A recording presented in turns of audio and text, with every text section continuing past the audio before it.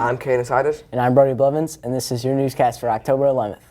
Last Saturday, on October 5th, the MEF held the annual trunk or treat here at Mishawaka High School.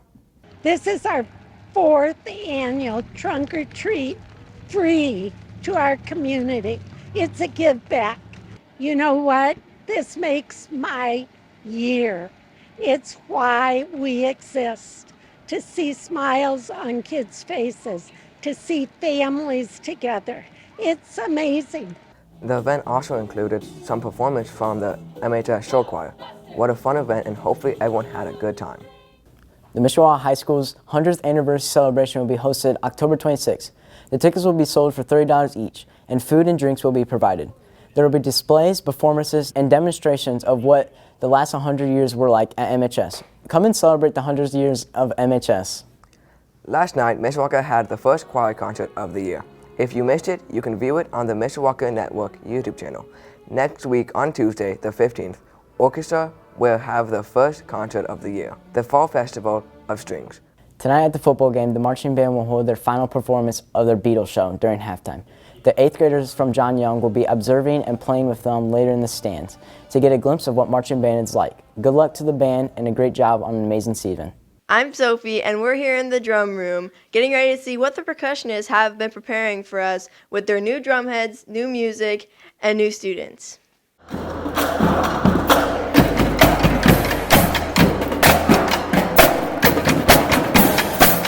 From 7th grade, percussionists at MHS are expected to learn how to play over 15 different instruments.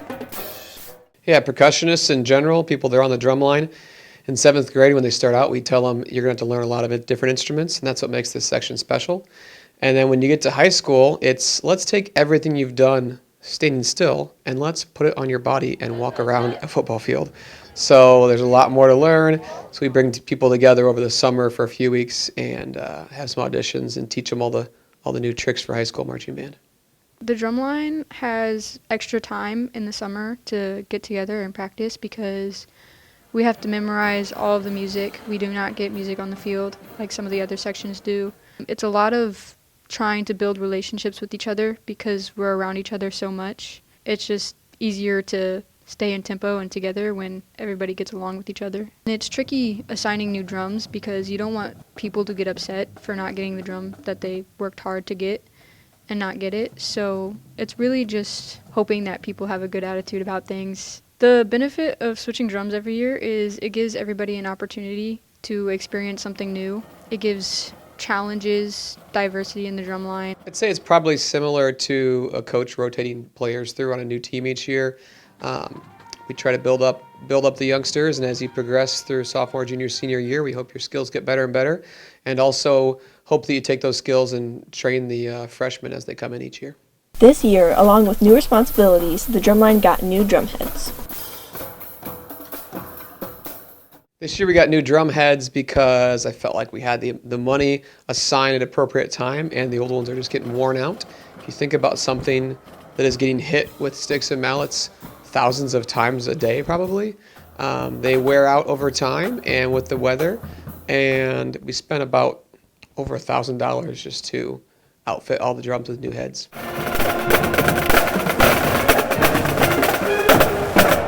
Today is the last day to get your picture taken for the yearbook. If you have yet to get your picture taken, make sure you get that taken care of today.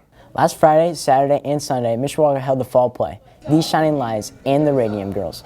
Thank you for coming out and supporting the drama department, and thanks to the cast and crew for putting on a great show. Don't forget to come out in the spring to watch the musical Rodgers and Hammerstein's Cinderella. Next week, there will be 2 college visits. On October 14th, the University of Indianapolis will be visiting and have on-site admissions. Then after that, on October 15th, the University of Chicago will be visiting. If you would like to attend, make sure to contact your counselor. This year, Mishawaka will be holding 4 blood drives. The first will be October 14th from 1 to 6 p.m. You have to be 16 years or older with parents' consent. Giving blood may help save lives around the community. Spell Bowl is hosted every Wednesday at 3:15 to 4:15 by Mrs. Dutchman in room 164. Spell Bowl is great for increasing your vocabulary. You will be competing against other schools and win team awards. And lastly, you don't have to spell the words out loud. Come out and join our Spell Bowl Club. Last week, Fist Bump Friday was at Humps, and this morning it was at LaSalle. LaSalle will also be the ones who will be participating in Future Cavemen tonight. The Mishawaka Building Trades program has received an amazing grant from the Central Midwest Carpenters Union to help them get back to work. I'd seen on social media that there was a break-in into the kids' trailer, and unfortunately, things like that will happen from time to time. And so the council and I had been talking about what can we do to get these kids back on track. We had thought about doing, just a fund from all the council members, putting some money in, and I thought, well, I could reach out to some of the trades and see if they could. I was just looking for old donations of tools and things they weren't using. But Scott Callenstein with the Midwest Carpenters said, you know what, I think I could get them an actual grant. And so he reached out to Building Trades. He got a comprehensive list of what all that was stolen, so we could get a dollar amount, and was able to get a grant really in a pretty quick time to get everything covered and get these kids back out working. And as you see today, they're already back out here. When she first heard about it, she gave me a call and said, can the carpenters do anything to help these students out? All their stuff was taken. And I said, most definitely. We're going to get involved. I reached out to my council office in Greenwood, Indiana, told them what was going on up here. They bought in wholeheartedly, and we got a list of the tools that were stolen from the instructor here, and cut them a check to cover the expenses to have all those tools replaced. And it's a perfect time to start career instruction. We want to make sure these kids have the tools because we believe there's some good careers available to these students here in our community. We want to make those possibilities available to them. It's very inspiring. And, myself in high school, they had wood shop, they had auto mechanics, machine shop. It's kind of sad to see some of those things go away. But I've been meeting with a lot of superintendents and principals and stuff in the area, and they're saying they're seeing a huge demand for kids wanting to get into those hands-on careers. We have a new partnership with the Carpenters Union to be able to, that not only helps us, that the kids see that there's actually someone who cares about them and their future, but it's actually great that they were able to provide us funds to replace everything right away.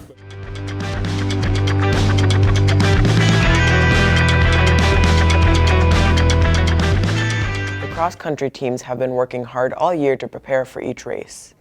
My name is Nico Price, and I will be talking about our Mishawaka cross-country team. I've been doing cross-country since 6th grade. We run. We do different workouts. We do like threshold, tempo, we sprint, we go easy. I honestly joined it for the people. Everyone's always been really supportive on the team. So I think that's really my main reason for sticking to it since 6th grade. I've been coaching cross country at Mishawaka for 23 years and 32 years total. A lot of runners come into cross country thinking as running as a punishment, and watching them grow to love the sport and running with their teammates and seeing the personal improvement that they can have over the course of a season and over the course of their career. And we currently have the #2 ranked boy in the state with Liam Bouchke. So yeah, Mishawaka is respected across the state, and especially in northern Indiana is one of the best programs in the area. Our Mishawaka cross-country team has also had the best girl in Indiana cross-country history, Anna Rohr, who has won several cross-country state championships and track championships. The boys and girls cross-country teams traveled to Oxbow this past Saturday to compete in the Northern Lakes Conference Championship. Top finishers were Liam Bouchke winning the boys' race in 15:35 and Corin Flick finishing 11th in the girls' race. Every single JV runner set a personal record to finish out their season. Varsity will move on to the postseason and race at New Prairie for sectionals on October 19th. On Tuesday, the girls' volleyball team traveled to Penn and took on the Kingsmen. After winning the first set, the Cavemen dropped the final 3, losing the match 3-1. Last night, they took on Jimtown for the senior night. You can watch what happened on the Mishawaka Network. Last Sunday, the girls' volleyball team had their sectional drawing and got matched up with Penn for their first game on October 17th. This will be their second match against Penn in a week. Come out to Penn to support the team. Winter sports are right around the corner. Girls swimming, basketball, and wrestling is starting this month. If you are interested in them, go get information about them from the athletic office. Make sure you have the final forms done and athletics physical on file. Monday, October 7th, the boys soccer team went up against Elkhart in the final round of sectionals at Penn. The team competed hard in their final game but lost 9-0, ending their season. On Tuesday, October 8th, the girls' soccer team went up against South Bend Adams in their first round of sectionals at Adams. Adams went up 3-0 and never looked back, winning to move on in sectionals to face Riley. The Cavemen football team fell short to the Warsaw Tigers in a very close game, losing 17-13. Jackson Snyder started things off for the Cavemen, scoring their first touchdown, then Blake Vandenberg making 2 field goals later in the game. Sunday is the sectional draw for the football team. You can watch the draw on IHSAA TV. The football team is in a new 8-team sectional this year, dropping down from 5A to 4A. Senior night is tonight for the football and cheer teams as they play Plymouth. Senior night will start around 6:30 with kickoff following at 7. Mishawaka Network will be broadcasting the football game tonight against Plymouth. You can listen to Daniel and Evan on the call on YouTube, Facebook, and IHSAA.org. Come out and support the seniors in the Cavemen for their last home game. Tonight's weather for the football game will be mostly sunny with the temperature in the 70s. Saturday's high will be 76, partly cloudy, and Sunday's high will be 70 and mostly cloudy. The Mishawaka Field has just opened. The field provides 10 athletic courts that are multi-purpose for several sports such as volleyball, basketball, soccer, baseball, softball, flag football, and pickleball.